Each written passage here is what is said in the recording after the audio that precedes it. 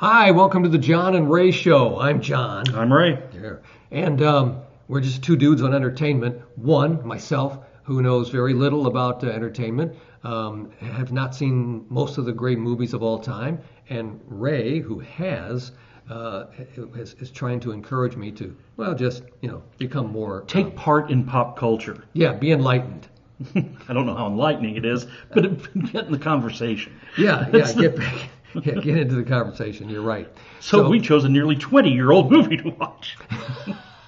It's that old? Yes. You're kidding me. 2008.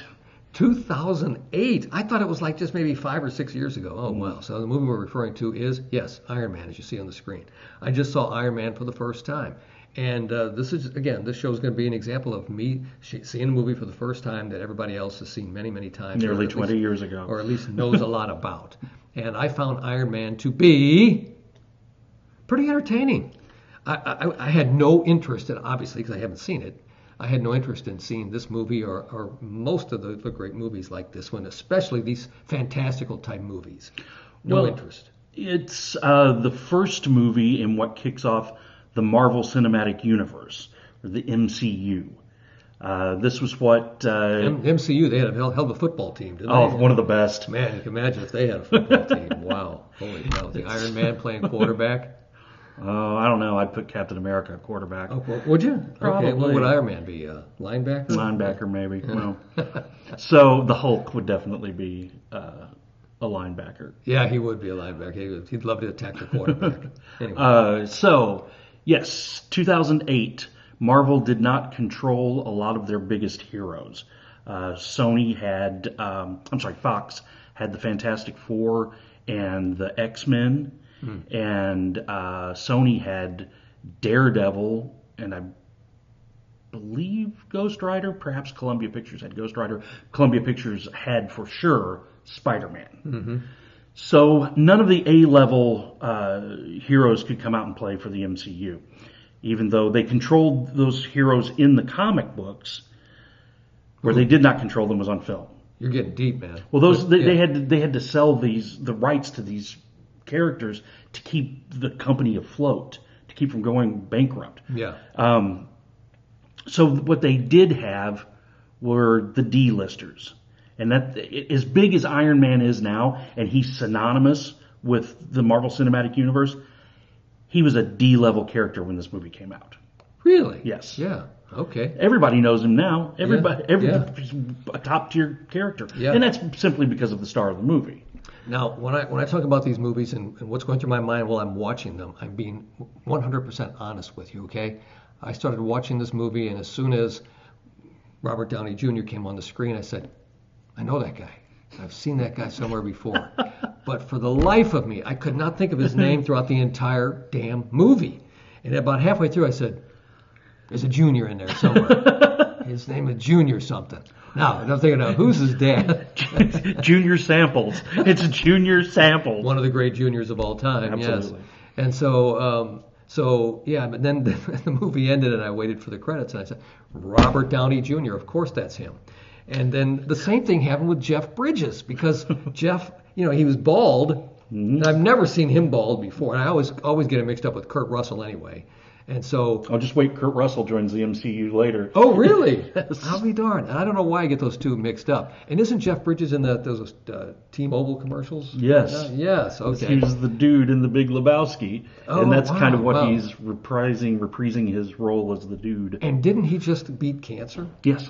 Yeah, okay. So anyway, I never saw him bald like that before, so I couldn't think of his name either till the credits rolled. And then same with the redhead beauty that was in this.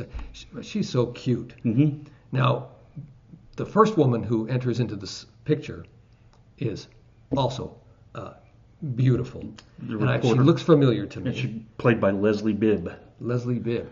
Where would I know her from? She was Ricky Bobby's wife in Talladega That's Nights. right! Oh my gosh, of course she was.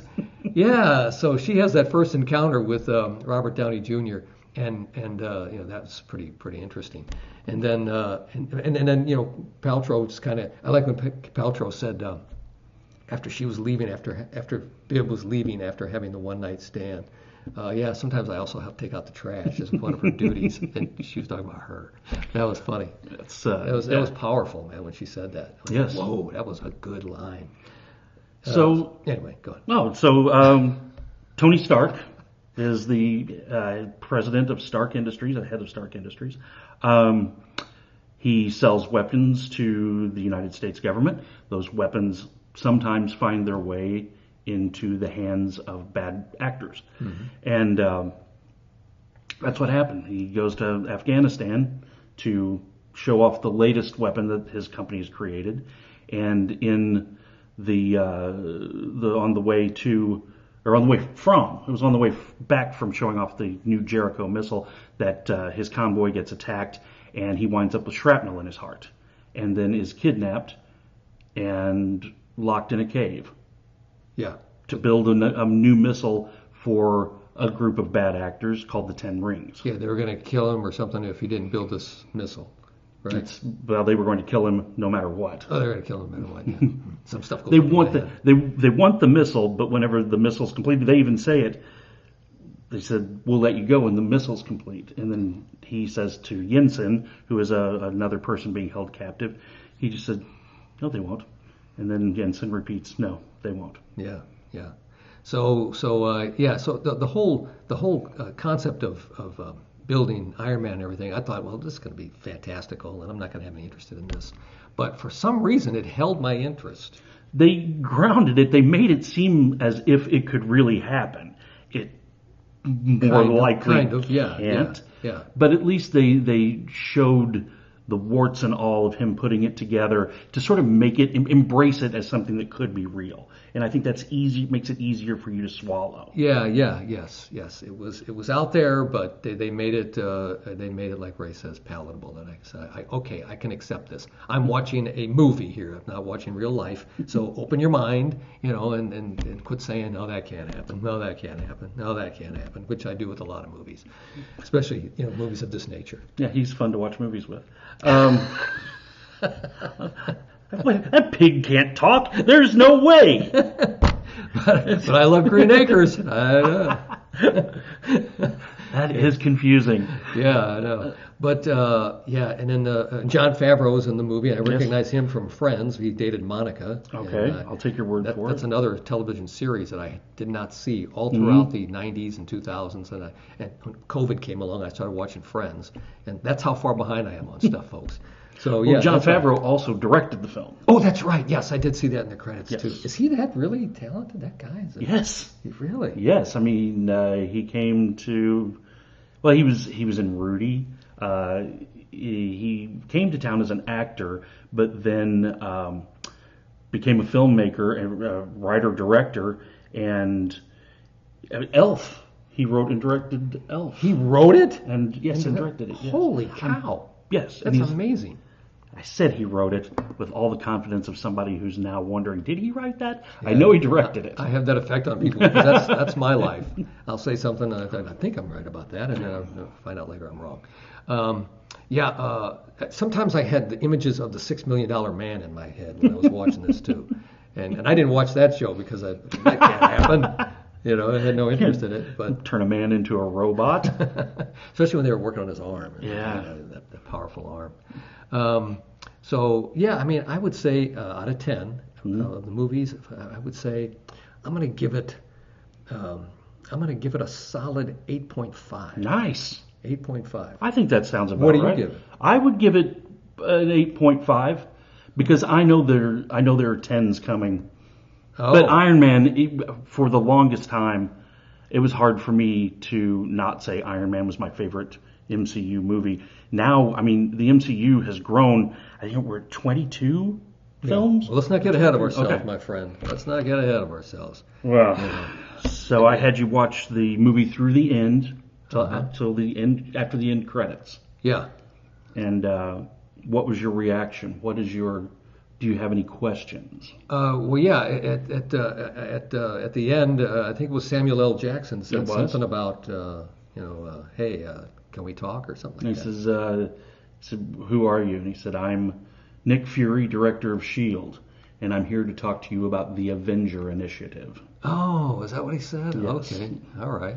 He said, "Howdy, partner." He said wants to talk to him about the Avenger Initiative, Oh, okay. which is what we're building toward with these introduction movies: Iron Man, Iron Man 2, The Incredible Hulk, Thor, Captain America: The First Avenger, then the Avengers.